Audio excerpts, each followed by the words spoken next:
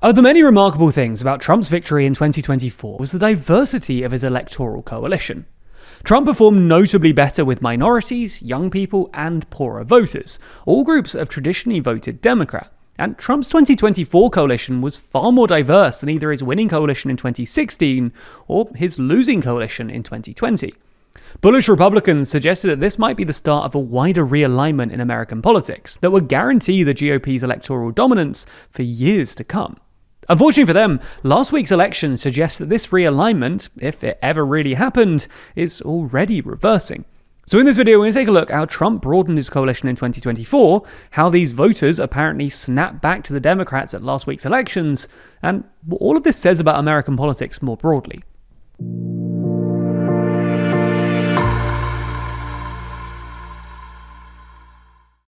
Want to feel more inside of politics? If so, check out our new range of posters, which take you inside Westminster and the Capitol building, or our map of Brussels, which shows the true geographic scale of the EU. Click the link in the description for the full collection, and get 20% off for a limited time using code YouTube20. So, let's start with a quick recap.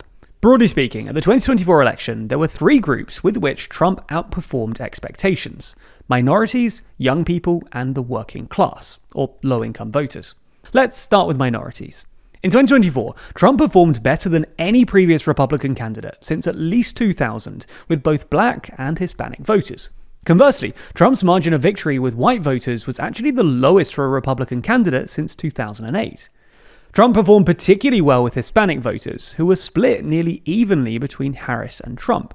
And it gets less attention, but he also performed remarkably well with Asian voters, cutting the Democrat advantage from 40 points in 2020 to just 17 in 2024. But onto the second group that swung to Trump: young people. Between the 2020 and 2024 elections, Trump barely improved his numbers with older voters. He won 52% of over 50s in 2020 and 54% of them in 2024. Conversely, however, Trump fared a lot better with young people. Under 50s swung to Trump by something like 10 points, and voters between 18 and 25 swung by something like 7. As you probably already know, Trump fared particularly well with young men, winning a majority of men under 30. Finally, the third group where Trump performed remarkably well was low-income voters. Voters earning less than $100,000 a year swung dramatically towards Trump, with an especially steep swing among voters earning less than $50,000. Democrats only really survived because high-income voters earning over $100,000 swung dramatically towards Harris. According to analysis by the Financial Times, 2024 was the first election since 1960 where Democrats performed better with the richest third of Americans than they did with the poorest third.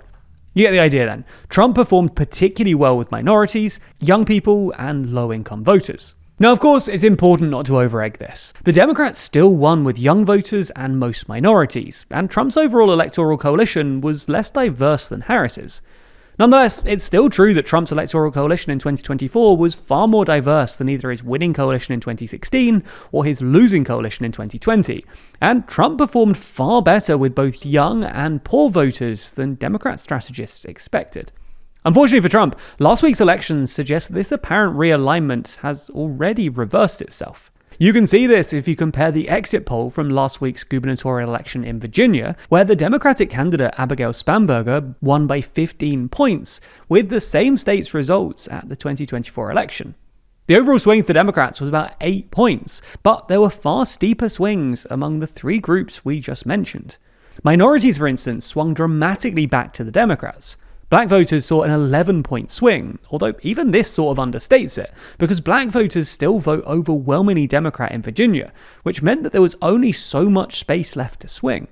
Hispanic voters also saw an even larger 20-point swing, while Asian voters saw an astonishing 42-point swing.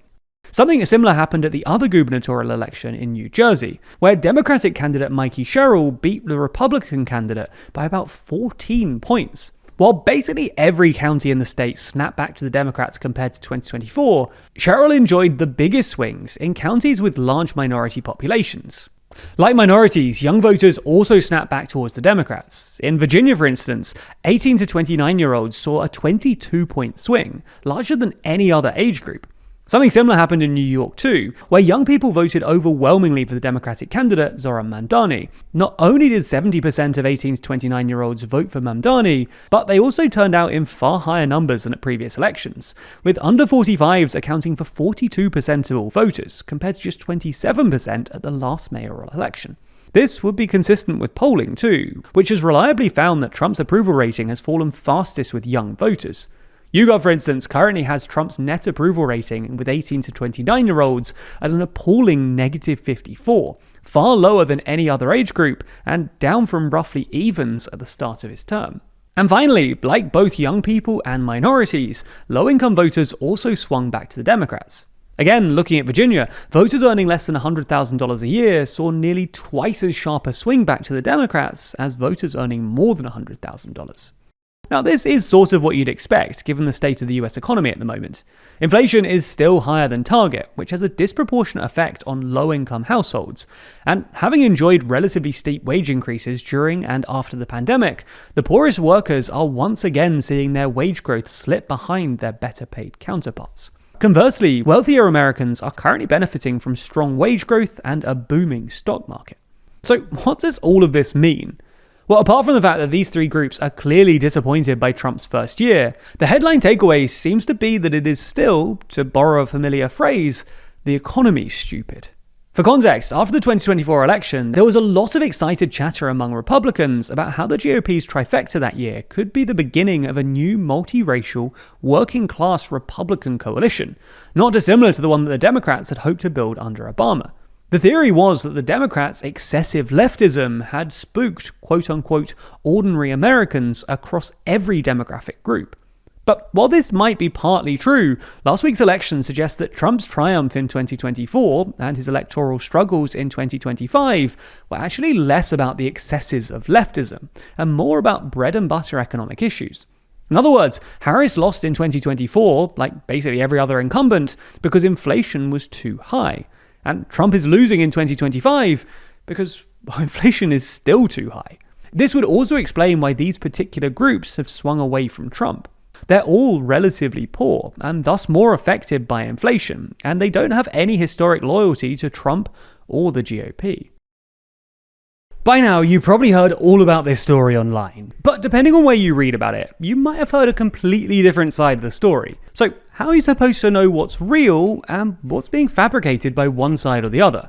Well, this week we're lucky enough to be sponsored by Ground News, who are the experts in helping you rethink how you consume media online. Their website and app collects thousands of articles, putting them all in one easy-to-access place to help expose outlets' political bias, how relying their reporting practices are, and who owns them, with all of their information backed by ratings from 3 independent news monitoring organizations. And whenever we're faced with a nuanced story, we just head straight to Ground News to get the breakdown on everything we need to understand it better. For example, if we wanted to learn more about Abigail Spanberger's victory in Virginia, we just needed to look at Ground News to see that there are 281 sources reporting on it, with most of the coverage coming from the center, with the left celebrating Spanberger's historic first, and the right conversely labeling her as a radical abortion activist. You can see quickly who owns the outlets behind each story, and that context matters. Once you start noticing how independent sources frame things differently than massive conglomerates, it changes how you read the news. We've even used it to filter out corporate-owned media when we want a wider mix of voices or hone in on the highest-rated factual outlets.